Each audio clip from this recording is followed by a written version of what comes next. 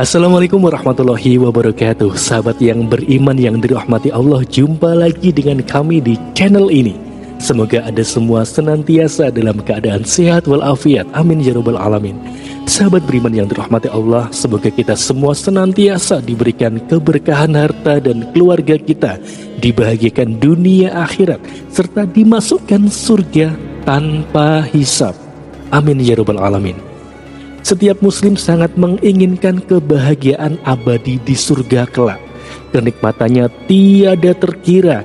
Dari Abu Hurairah radhiyallahu anhu, ia berkata bahwa Rasulullah shallallahu alaihi wasallam bersabda, Allah berfirman, Aku sediakan bagi hamba-hambaku yang soleh surga yang tidak pernah dilihat oleh mata, tidak pernah didengar oleh telinga, dan tidak pernah terbetik dalam hati manusia. Bacalah firman Allah Ta'ala, tak seorang pun mengetahui berbagai nikmat yang menanti, yang indah dipandang sebagai balasan bagi mereka atas apa yang mereka kerjakan. Quran Surat As-Sajdah ayat 17, hadis riwayat Bukhari nomor 3244 dan Muslim nomor 2824. Ada pelajaran penting dari surat Qaf, surat yang biasa dibaca Nabi Shallallahu Alaihi Wasallam saat khutbah Jumat.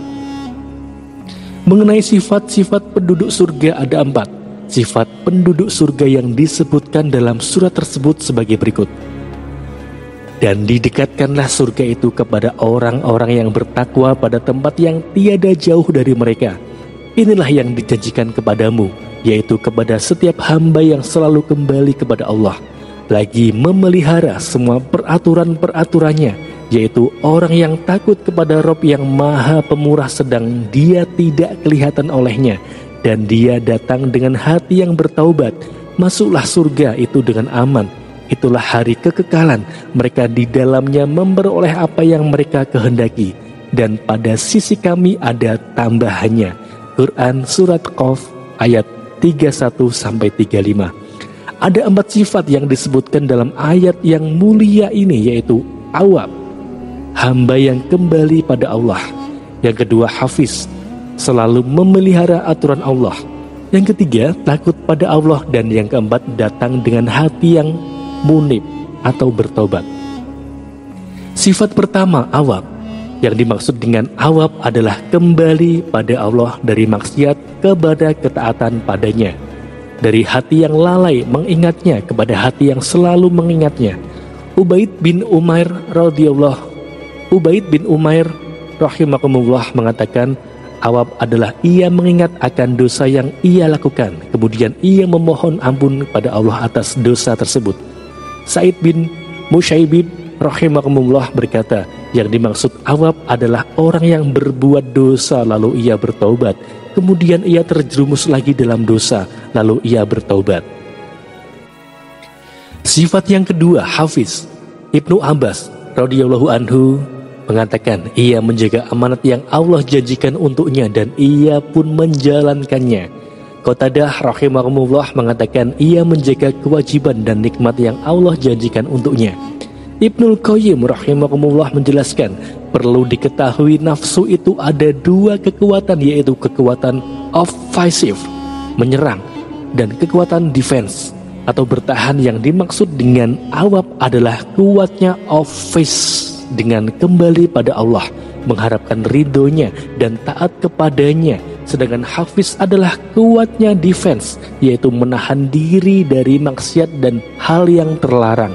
Jadi hafiz adalah menahan diri dari larangan Allah, sedangkan awab adalah menghadap pada Allah dengan melakukan ketaatan kepadanya. Sifat ketiga, takut pada Allah.